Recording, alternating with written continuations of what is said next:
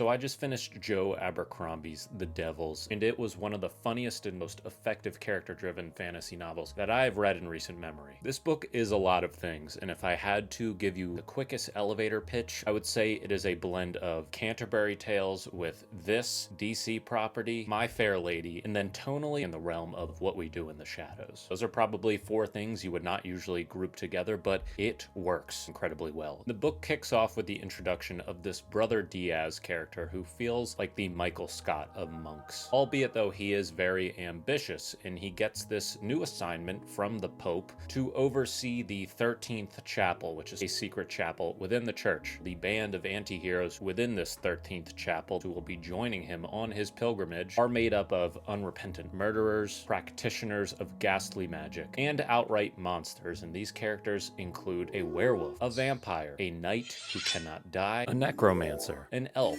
who has magical powers and can turn invisible, a pirate, and a young woman who is found to be heir to the Serpent Throne in Troy, who has lived her whole life as the long-lost heir in the streets as a thief. So, as the reader, you're just situated with this traveling cast of characters who are there to help accompany Alex, the apparent heir to the Serpent Throne of Troy, from the Holy City to Troy. And obviously, nothing could possibly go wrong along the way, right? Not right. The rhythm of this story, the beats of the narrative, feel pretty familiar if you're familiar with the Traveler's Tale narrative, where you're essentially just going from point A to point B, albeit with some bloody battle scenes left in these characters' trail along the way, with lots of interesting things, interesting stories being told. And like that tried and true narrative structure which has been used time and time again, so have these character archetypes. And I think that's what makes it so far my favorite fantasy read of 2025. This feels like a masterclass in making stereotypical